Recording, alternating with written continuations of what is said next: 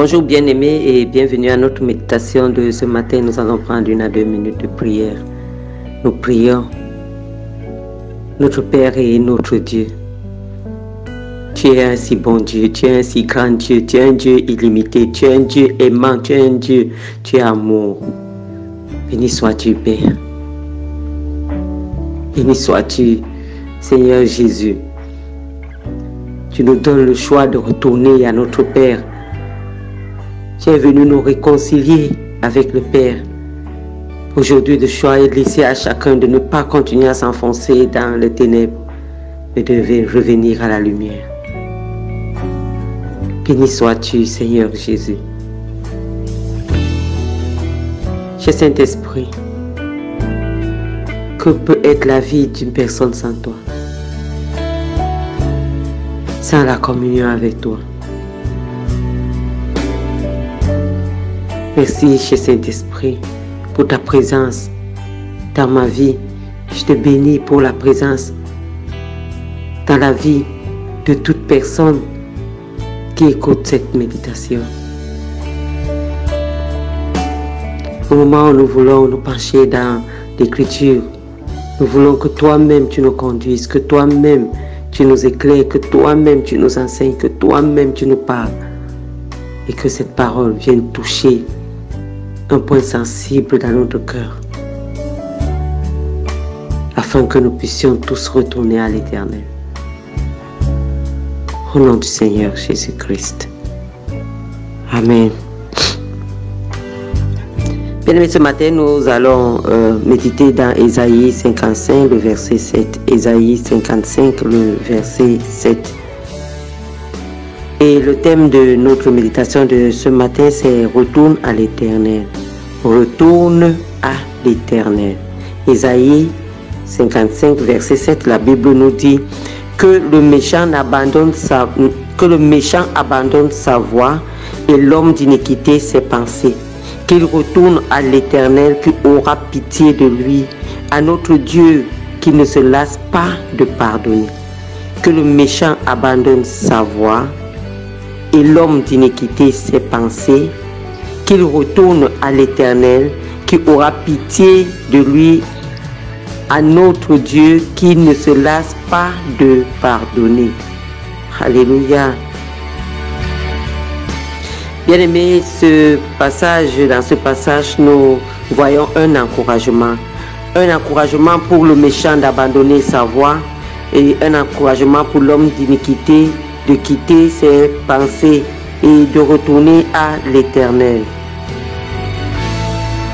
Le péché naît d'abord dans notre cœur, dans nos pensées. Il naît d'abord dans notre pensée. Il est développé dans notre cœur, dans nos pensées et finalement il est manifesté. Parce que toute personne n'accomplit que son fond, c'est-à-dire les pensées de son cœur. Et ce passage nous encourage à abandonner nos voies méchantes. Le méchant doit abandonner sa voie. Le méchant doit abandonner la voie de la méchanceté, c'est-à-dire la voie du péché, c'est-à-dire doit cesser de se détourner de Dieu au travers de ses actes et de ses accomplissements. Donc, une invite à retourner à l'Éternel qui aura pitié de lui. Parce que notre Dieu ne se lasse pas de pardonner. Le pécheur bien-aimé tremble à l'idée de ne pas être reçu par Dieu. Et le chrétien lui-même, qui se repent, après s'être éloigné, se demande si Dieu pourra vraiment oublier qu'il s'était éloigné de lui et lui pardonner sincèrement. Mais cette parole de ce matin nous dit que notre Dieu a pitié de nous et il ne se lasse pas de nous pardonner. Cependant, notre verset nous rappelle également que ceux qui retournent au Seigneur sont accueillis avec une miséricorde et un pardon sans limite. Alléluia. Bien-aimés, ce matin, nous allons penser au fils prodigue. Qu'est-ce que le fils prodigue a fait? Le fils prodigue est venu vers son père. Il était attiré par le monde, il était attiré par la convoitise du monde, il était attiré par tout ce que le monde peut offrir de bien. Alors, de bien pour ceux qui périssent, mais tout ce que le monde peut offrir pour distraire le chrétien et pour soustraire le chrétien de la présence de Dieu. Et le fils prodigue était attiré par toute cette multitude et cette foule de choses. Et alors il alla vers son père et il demanda à son père de lui donner sa portion de l'héritage, sa part de l'héritage, parce que son père était un homme fort riche, de lui donner sa part de l'héritage, et parce que lui, il voulait quitter le joug de son père, il voulait quitter la présence de son père, il voulait quitter le royaume, disons, du père. Lorsque je l'applique sur nous chrétiens, il ne voulait plus appartenir à ce royaume-là, il voulait vivre sa propre vie, il voulait lui-même se gérer, comme diraient les jeunes aujourd'hui. Oui, et alors il a demandé sa portion d'héritage. Le père n'était pas content de cela, parce que le père savait qu'il n'était pas suffisamment mature pour se gérer lui-même, pour s'assumer lui-même, pour se diriger lui-même. Mais le père n'a pas hésité, parce que il y a des gens qui apprennent par leurs erreurs. Ça ne sert à rien lorsque le cœur de quelqu'un a conçu un péché de l'arrêter. On ne saurait même pas l'arrêter. Et donc il était bon qu'il parte et qu'il se brûle. Alors le père lui a donné cette part de l'héritage qu'il réclamait tant.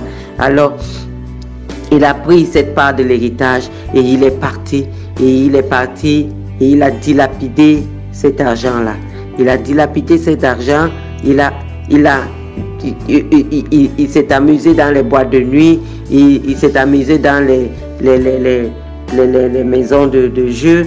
Il s'est amusé dans les hôtels avec les prostituées. Il a fait tout ce que l'argent peut nous permettre de faire. Il a joui de cet argent-là dans tout le sens mondain du terme. Et il est resté dans les bars de luxe et voilà. Et il a eu une foule de personnes, d'amis qui n'étaient là en fait que pour l'aider à dépenser son argent et à profiter de cet argent-là. Mais lorsque enfin l'argent est fini, parce que l'argent n'est pas permanent, l'argent a une fin. Lorsque finalement il n'avait plus rien, surtout un argent qui ne reproduit rien, un argent qui n'a pas été investi, mais que l'on dépense. Bien aimé, si on te donne 10 millions aujourd'hui, tu as la possibilité de dépenser 10 millions avant la fin de ce mois de janvier et de chercher d'autres prêts. Oui, parce que l'argent qui est dépensé ne revient pas. Dès que c'est sorti, c'est sorti. Lorsque l'oncle a fini de dépenser et de faire tout ce qu'il a fait, la pauvreté a frappé à sa porte. Il n'avait plus rien. Il lui fallait maintenant travailler. Le travail n'était pas facile. Trouver même un emploi n'était pas facile. Quelle qualification avait-il? Comment pouvait-il travailler? Il n'avait pas une qualification. Et même s'il avait une qualification, le travail, trouver un emploi bien, ce n'était pas facile. Alors, de souffrance en souffrance, de recherche en recherche, d'insatisfaction en insatisfaction, de frustration en frustration, il a échoué dans l'élevage, disons ça comme ça. Il devait maintenant élever des porcs. Et ses maîtres donnaient à manger aux porcs. Ils investissaient pour que les porcs puissent manger. Et lui n'avait pas le droit de manger la nourriture des porcs, parce qu'il aurait bien voulu manger la nourriture des porcs. Il était arrivé à ce point-là qu'il enviait le porc. Oui, il aurait bien voulu avoir une abondante nourriture comme ses maîtres en achetaient pour les porcs. Mais malheureusement, il ne pouvait pas toucher à cette nourriture, elle n'était pas pour lui. Alors il est resté, il a pensé en lui-même. Il a dit, mais finalement, chez mon père, les ouvriers ont un salaire et ils sont bien payés. Je serais mieux payé comme ouvrier dans la maison de mon père qu'ici, gardant des porcins et tout le reste. Je vais retourner à mon père. Oui, bien-aimé, c'est une décision que chacun doit faire à un moment donné. Lorsque tu es en face d'un méchant, parle-lui de l'amour du Seigneur. L'amour du Seigneur qui pardonne tout. Parle-lui de cet amour du Seigneur. Et dis-lui qu'il peut retourner à l'Éternel. Si tu es en face d'un frère qui a rétrogradé, dis-lui que l'Éternel attend. L'Éternel ne le juge pas. L'Éternel ne veut pas sa mort. L'Éternel ne peut pas se lasser de lui pardonner. Oui, bien-aimé, cette parole est encourageante. Si un être humain est capable de pardonner à son fils qui vient de dilapider une partie de sa fortune, à plus forte raison, Dieu ne nous pardonnera-t-il pas? Ce Dieu qui, pour nous racheter, a payé du sang de son fils, ne nous pardonnera-t-il pas si, après que nous soyons sortis de la bergerie, nous revenons quand même? Parce que de toutes les façons, nous allons toujours reconnaître la voix de notre Maître, la voix du Seigneur Jésus-Christ, la voix de l'Éternel. Oui, bien-aimé, le fils prodigue est rentré chez son père. Son père ne l'a pas reçu comme un ouvrier. Son père l'a reçu comme le fils qu'il était. Et son père lui a mis ses habits royaux et l'anneau au doigt. Oui, bien-aimé, c'est la même chose. Si notre Père dans la chair est capable de cela, à plus forte raison Dieu. À plus forte raison Dieu. Pensons-y. Qu'est-ce que tu fais que tu crois que Dieu s'est détourné de toi? Rentre à Dieu, c'est-à-dire répands-toi. Se repentir, ça signifie changer de direction. Ça signifie reconnaître qu'on a mal fait, décider de ne plus faire, changer de direction et aller vers la direction voulue par notre Père qui est notre Dieu. Bien-aimé, il n'y a rien que tu fasses que l'Éternel ne peut pardonner. Là où le péché a abondé, la grâce a surabondé. Il n'y a rien que tu fasses que l'Éternel ne peut pardonner. Ça, c'est pour que tu comprennes ce matin que l'Éternel ne peut pas se détourner de toi. Retourne à lui. Retourne à lui.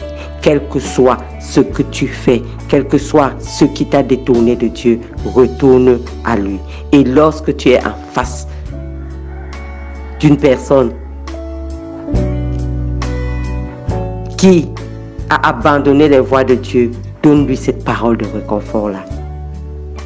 Et parle de l'amour de Dieu autour de toi. Parle de cet amour-là. Bien-aimé, je vais m'arrêter là ce matin. Notre Dieu est amour. Son amour est inconditionnel. Ça ne dépend pas de ce que tu fais. Ça ne dépend pas de qui tu es. Il nous aime d'un amour inconditionnel. Notre Dieu ne regarde pas à notre péché. Il ne veut pas la mort du pécheur.